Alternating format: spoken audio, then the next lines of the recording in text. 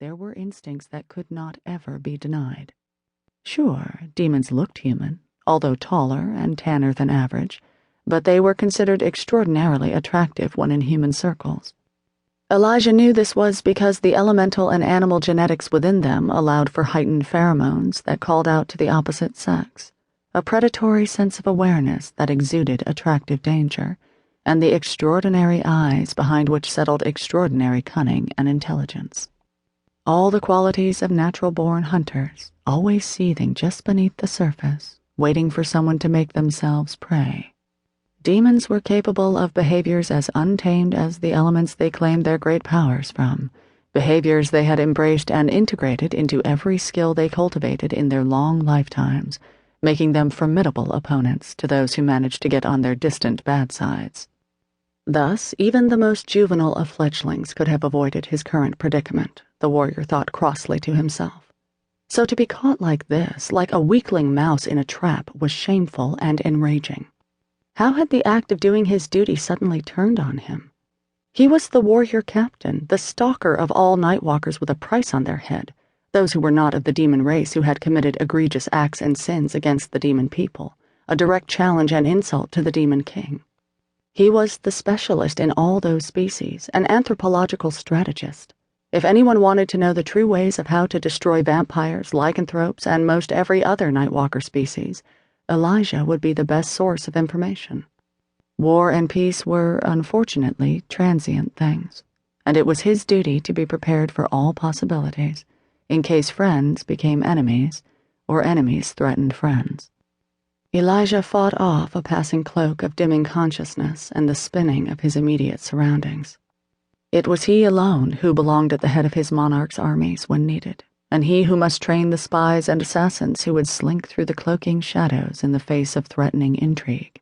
Therefore, he knew everything anyone could currently discover about the humans who dabbled in the perverse arts of black magic, the same kind who stood around him that very moment, circling him like vultures awaiting the end to a victim's final death throes. The use of this corrupt power turned these foolish human men and women into necromancers, staining their souls with the inky dye of evil, and embedding a stench so foul into their flesh that no nightwalker with a clean soul could bear to breathe the odor of it.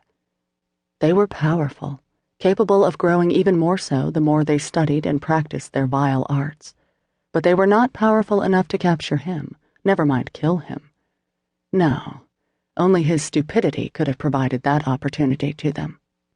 He must have looked like a holiday turkey breaking through the tree line and stepping into their trap, necromancers all around, as well as the human hunters who spent time chasing down myths so they could torture and kill them.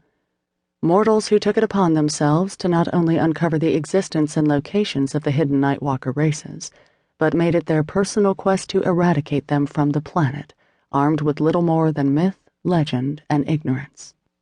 Demons were one of the least exposed Nightwalkers in human mythos, but species like the vampires and the lycanthropes were not so lucky.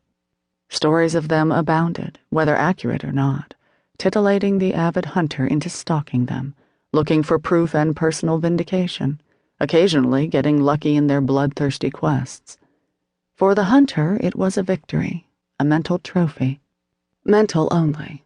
The body of a dead Nightwalker would often look very different from that of a murdered human being, so it was not exactly one of those treasures a hunter could mount on his wall and tell stories about. At least, not to anyone outside of his own secret society of deranged heroes. It was becoming far too common an occurrence lately, finding the ashes of vampires left staked in the sun, lycanthropes shot and stabbed with the silver weapons that poisoned them, and even demons impaled by weapons made of scorching, disfiguring iron. That was, of course, when the demons were not instead being summoned into the mutilating destruction of the necromancer's tainted pentagram traps.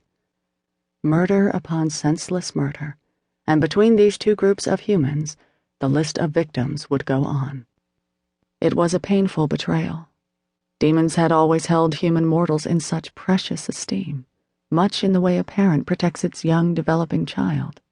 They and the other civilized Nightwalkers fiercely protected these humans, perhaps instinctively knowing that though they were not empowered themselves, left to grow and develop, they might someday become so.